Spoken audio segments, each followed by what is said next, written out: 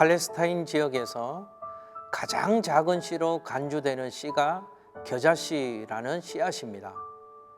이 겨자씨는 너무 작아서 조금만 바람이 불어도 날아가 버린다고 합니다.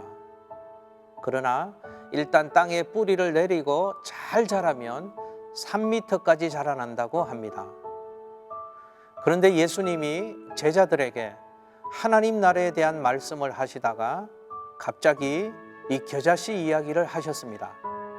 하나님 나라가 바로 겨자씨와 같다는 말씀이었습니다.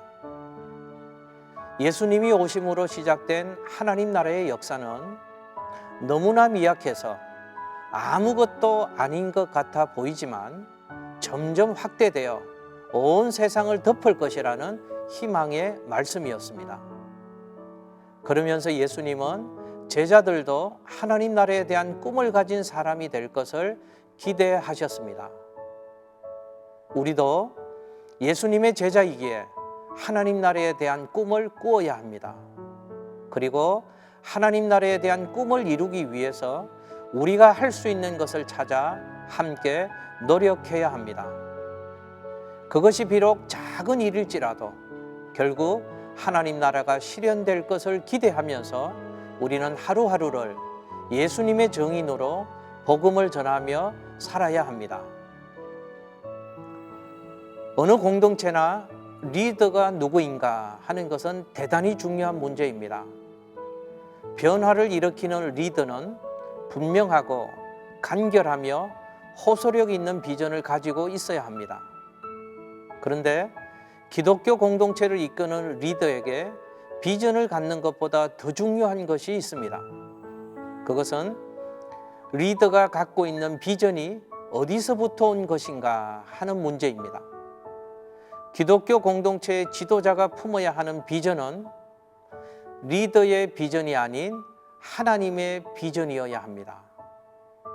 리더가 하나님과 상관없는 비전을 품을 때 기독교 공동체를 어렵게 만들 수 있습니다. 그러므로 공동체의 리더는 자신이 갖고 있는 비전이 하나님께로부터 온 것인지 아니면 자신의 생각과 기대로부터 온 것인지를 명확하게 분별할 줄 알아야 합니다. 가장 위대한 그리스도인이요 가장 위대한 복음 전도자였던 바울은 그 자신의 기대와 하나님의 비전을 정확하게 분별했습니다. 그래서 바울은 위기의 순간에 자신의 이익을 추구하지 않고 하나님의 사명을 완수할 수 있었던 것입니다. 하나님의 비전은 아무리 어려운 환경과 상황 속에서도 결코 포기할 수 없기 때문입니다. 하나님의 비전이 우리 마음속에 녹아들면 인생이 변하게 되어져 있습니다. 삶의 방향이 바뀝니다. 나를 위한 삶에서 하나님의 위한 삶으로 전환하게 됩니다. 이것이 바로 하나님으로부터 오는 비전입니다. 우리 모두는 하나님의 비전을 소유해야 합니다. 인생이 바뀌게 될 것입니다. 내 안에 하나님이 심어주신 작은 겨자씨가 분명히 있다는 사실을 기억하셔야 합니다. 이것이 너무 작고 미약한 것 같지만 점점 확대되어서 반드시 위대한 역사를 만들 것입니다.